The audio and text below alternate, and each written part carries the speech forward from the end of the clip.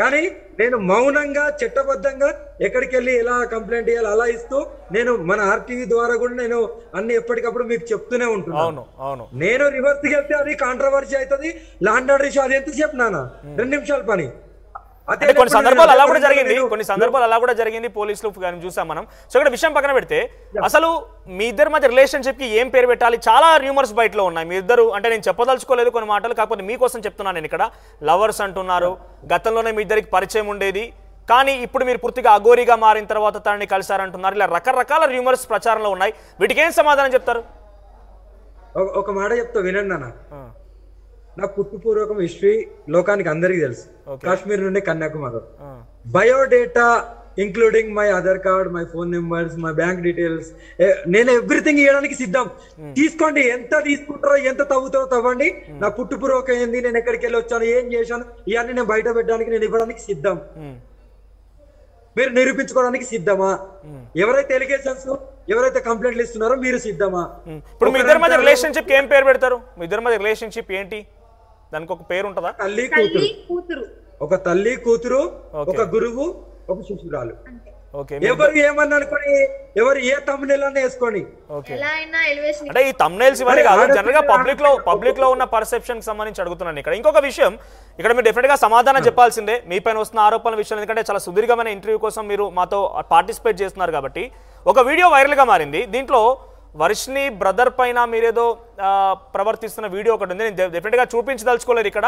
So ఆ వీడియోకి ఏం సమాధానం చెప్తారు మీరు? దానికి 100% నేను ఎక్స్ప్లెయిన్ ఇస్తాను. చెప్పండి. ఆ రోజు ఇంట్లో జస్ట్ ఆ కామెడీ సీన్ అనేది ఒకటి క్రియేట్ చేశారు వీళ్ళు, ఒక వీడియో తీసుకోవడానికని. వీళ్ళు ఈ ఒక రీల్ టైప్ లో తీసుకున్నారు. పక్కనే అదే వీడియో చూడండి. ఇప్పుడైతే వీళ్ళ మమ్మీ కనిపిస్తుంది అక్కడ పక్కన, వీళ్ళందరూ. ఆ వీడియో ఏంటి, ఏం జరిగింది అక్కడ? ఏం కామెడీ సీన్ చేశారు మీరు? ఆయన పైన పర్లి పొరలాడుతూ ఉంటారు. మెడను పట్టుకొని ఇలాగా నేను మెడను పట్టుకొని ఆయన మీద ఎక్కి ఇలా నేను తల మీద కొడుతున్నాను.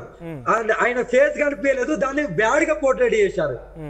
That is the matter. ఎందుకంటే అక్కడ పక్కన చూడండి వాళ్ళ అమ్మ ఉన్నది, తీసింది ఈ బిడ్డనే తీసింది వీడియో. అక్కడైతే తప్పుగా అసభ్యకరంగా అయితే ఏం జరగలేదు. ఒకవేళ తప్పు జరిగినట్టయితే నేను చెప్తున్నా కదా, మేము కాణిపాకం వినాయక స్వామి గుడికి రావడానికి వాళ్ళైతే ఏదైతే బిగ్ టీవీకి, సరే నేను ఆ టీవీ ఛానల్ పేరు చెప్పొద్దు, ఏదైతే మీడియాకి వాళ్ళు చెప్తున్నారు, మా ఫ్యామిలీ అనే వాళ్ళు ఎవరైతే చెప్తున్నారో నేను సోసో అండ్ సూత్ కండమ్స్ తెప్పించుకొని ఇలా బ్యాడ్ గా చెప్తున్నారో, కాణిపాకం వినాయక స్వామి మీద ఒట్టేద్దాం. అక్కడైతే చాలా పవిత్రం కదా, అక్కడికి వెళ్ళి మేము ఒట్టేయడానికి సిద్ధం. వాళ్ళు సిద్ధమా? మేము దేనికైనా సిద్ధం. ఆ వీడియోలో ఏం లేదు, ఒక రీల్ అనే మాత్రం అంటున్నారు, కానీ పబ్లిక్ లో మాత్రం వేరే రకంగా పోర్ట్రే అయింది. సో ఒకసారి ఇక్కడ మాట్లాడుకోవడం చేయడం అనేది ఏం లేదు, అది ఫన్నీగా జరిగిన వీడియో, సరదాగా తీసుకున్న వీడియో. వాళ్ళ మమ్మీ అక్కడ పక్కన కనబడుతుంది కదా వీడియోలా, అలా ఎలా చేయగలుగుతారు? ఓకే వర్షిని గారు, మీరు పేరెంట్స్ తో కాంటాక్ట్ లో ఉన్నారా? ఇంకా మీ బ్రదర్ తో, మీ నాన్నతో, అమ్మతో కాంటాక్ట్ లో ఉన్నారా?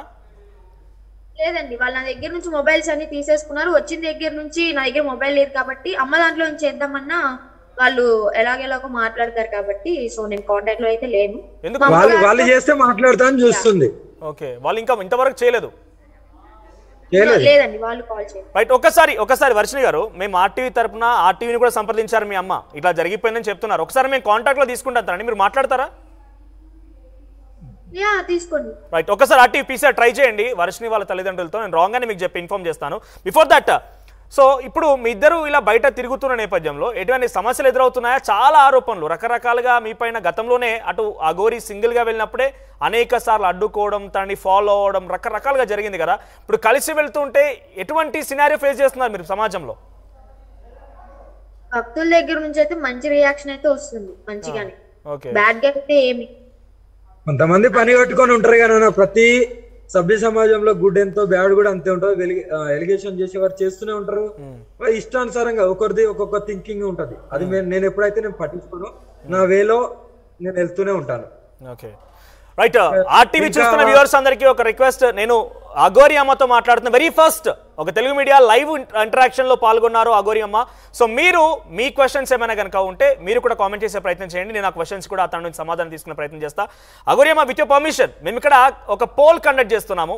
పబ్లిక్ అఘోరి అమ్మని మాతాజీని నమ్ముతున్నారా అనే విషయాన్ని పబ్లిక్ నుంచి ఒక రెస్పాన్స్ తీసుకునే ప్రయత్నం చేస్తున్నాను. Compulsory. రైట్, ఒకసారి ఆ రెస్పాన్స్ ఇక్కడ మీరు పోల్లో కూడా పార్టిసిపేట్ చేయొచ్చు. అఘోరిని మీరు నమ్ముతున్నారా? అఘోరి మాతని మీరు నమ్ముతున్నారా? మీ అభిప్రాయాన్ని కామెంట్ చేయండి. అట్ ది సేమ్ టైం ఆ పోల్లో పార్టిసిపేట్ చేయండి. సో ఒకసారి అఘోరి అమ్మ అసలు మీ ప్రయాణం గురించి కూడా మాట్లాడదాం. అంతలోపు మనం వాళ్ళ వర్షిని తల్లిదండ్రులు కూడా కాంటాక్ట్ తీసుకునే ప్రయత్నం చేస్తున్నాను.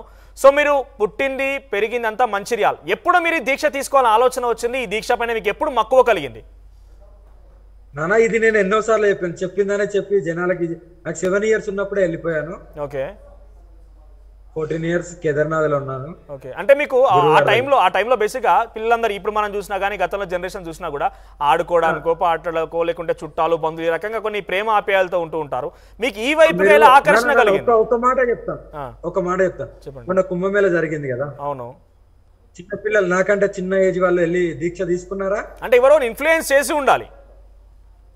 నానా దైవ ఆజ్ఞ ఉన్నప్పుడు ఇన్ఫ్లుయెన్స్ చేసినా చేయకపోయినా మనకు భగవంతుడు తీసుకెళ్లాలి, ఎక్కడ ఏ మార్గంలో తీసుకెళ్లాలి, ఎక్కడ ఎవరికి ఏమి ఇవ్వాలనే తెలుసు కాబట్టి నన్ను ఈ మార్గంలో తీసుకెళ్ళాను. నేను ఇప్పుడు ఉన్న అఘోరి తత్వంలో నా దాంట్లో నేను హ్యాపీగా ఉన్నాను. ఓకే, ఇప్పుడు లోకాన్ని నేను చూస్తున్నాను. పేరెంట్స్ ఆ రోజు అడ్డుకోలేదా? మీ తల్లిదండ్రులు ఆ రోజు అడ్డుకోలేదా? నువ్వు ఈ మార్గం వెళ్ళడం కరెక్ట్ కాదు అని అడ్డుకోలేదా? ఎవరు అడ్డుకోలేదు. నేను చెప్పకుండా వెళ్ళాను, మళ్ళీ వచ్చాను, మళ్ళీ వెళ్ళాను. నేను 3 సార్లు అలా రావడం.